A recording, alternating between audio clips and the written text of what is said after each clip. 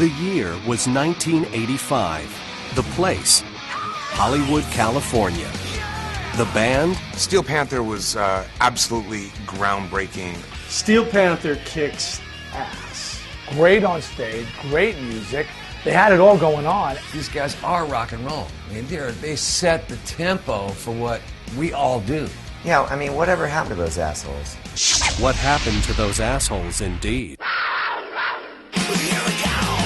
From the sordid streets of Hollywood, four brash and not too bright young men came together to form the greatest metal band you never heard. This is a story of heavy metal dreams, wasted days, and a destiny finally fulfilled 20 years later.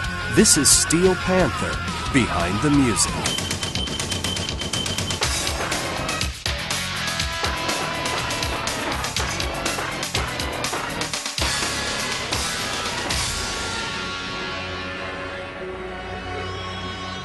The local band that everyone knew but nobody talked about didn't start out as your usual rock and roll band. Man, back in high school we used to hang out and just get high. And, you know, I figured, why not hang out, get high, and get laid? So we went down to the Guitar Center and we just took a vote on who looked the coolest behind each instrument. And I knew right at that point, we gotta start a fucking band. You know, because the way we look on stage, dude, we get fucking snatched every fucking night. And what's more important than getting pussy? And from those humble beginnings, Steel Panther started a heavy metal journey that baffled and enthralled the entire metal community. I totally heard about them, and the first time I saw them, I was kind of like, what the fuck am I looking at? After seeing them on stage and the kind of energy that they had, I called up my buddy Perry Farrell. I was like, dude, you gotta hear these guys. I mean, we were sitting in the audience, we looked at each other, we were like, this is it. And it blew our minds, and from that day forward, we decided to form Jane's Addiction. Let me tell you, of all the musicians I ever had the pleasure of knowing, Steel Panther was by far the most filthy, degrading gangbang I ever took part in. Success came quickly for the spandex-clad quartet. Some say, too quickly. Those other bands, they were bummed, man. They would come up to us all the time whining like little girls. You guys are getting the best gigs. You guys are snorting the best blow. You guys are screwing our chicks on a regular basis. Dude, they fucked my mom, okay? I don't know how they did that. She never even saw a show.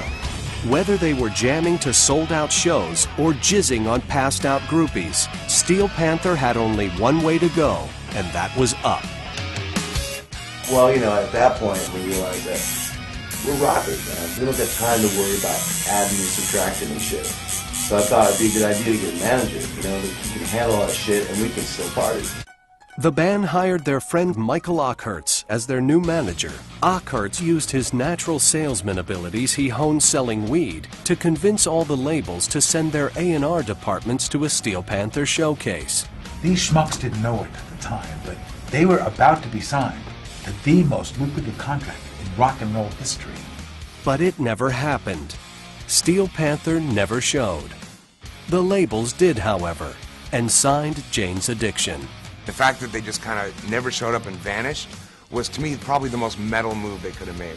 Apparently, the manager said for them to show up at the showcase, to go to the showcase, they thought he said, go get shit-faced.